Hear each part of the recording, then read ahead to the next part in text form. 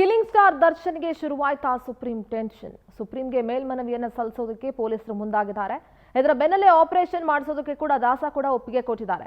ಮೈಸೂರಿನ ಆಸ್ಪತ್ರೆಯಲ್ಲೇ ಶಸ್ತ್ರಚಿಕಿತ್ಸೆ ನಡೆಯುತ್ತಂತೆ. ಬೆನ್ನು ನೋವಿಗೆ ಆಪರೇಷನ್ ಮಾಡಿಸಲಿದ್ದಾರೆ ಕಿಲ್ಲಿಂಗ್ ಸ್ಟಾರ್. ಕೊನೆಗೂ ಆಪರೇಷನ್ ಮಾಡಿಸೋದಕ್ಕೆ ದರ್ಶನ್ ಮುಂದಾಗಿದ್ದಾರೆ. ಆಪರೇಷನ್ ಆದ ಬಳಿಕ 1.5 ತಿಂಗಳು ಬೆಡ್ ರೆಸ್ಟ್ ಅಲ್ಲಿ ಇರಬೇಕು. ಯಾವುದೇ ಸಿನಿಮಾ ಫೈಟಿಂಗ್ ಸೀನ್ಗಳಲ್ಲಿ ಭಾಗಿಯಾಗೋ ತರ ಇರೋದಿಲ್ಲ. ಕೇವಲ ಸಿನಿಮಾ ಶೂಟಿಂಗ್ ನಲ್ಲಿ ಮಾತ್ರ ಪಾರ್ಟಿಸಿಪೇಟ್ ಮಾಡಬಹುದು. ಸಂಕ್ರಾಂತಿ ವೇಳೆಗೆ ದರ್ಶನ್ಗೆ ಆಪರೇಷನ್ ಮಾಡೋ ಸಾಧ್ಯತೆ ಇದೆ.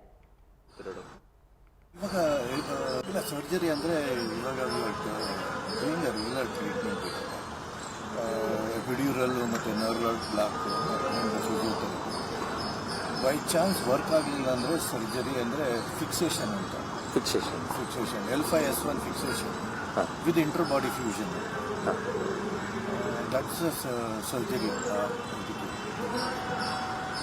ಈಗ ಡಾಕ್ಟರ್ ಅದು ಈಗೇನು ಕೊಡ್ತಾರೆ ಡಾಕ್ಟರ್ ಇಂಜೆಕ್ಷನ್? ಇವಾಗ ನರ್ವ್ ಬ್ಲಾಕು ಮತ್ತು ಎಪಿಡ್ಯೂರಲ್ ಅಂತ 2 ಇಂಜೆಕ್ಷನ್ ಅದು ಯೂಶಲಿ ಸುಮಾರು ಜನ ವರ್ಕ್ ಆಗುತ್ತೆ. ವರ್ಕ್ ಆದರೆ ಇಟ್ ಈಸ್ ವೆರಿ ಗುಡ್. ಆಮೇಲೆ ಕೋರ್ ಸ್ಟ್ರೆಂಥನಿಂಗ್ ಎಕ್ಸರ್ಸೈಸಸ್ ಅಂತೆಲ್ಲ ಮಾಡ್ತೀವಿ.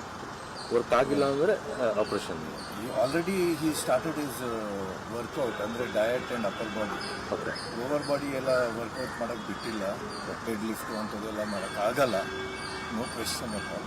But is try to get back to ಶೇಪಲ್ಲಿ ಇದ್ರೇ ಬ್ಯಾಕ್ ಸ್ವಲ್ಪ ಮೇಂಟೈನ್ ಆಗೋದು. ಲಾಸ್ಟ್ ಟೈಮ್ ಇಲ್ಲ ಸರ್ಜರಿ ಅಂದರೆ ಇವಾಗ ರೆಗ್ಯುಲರ್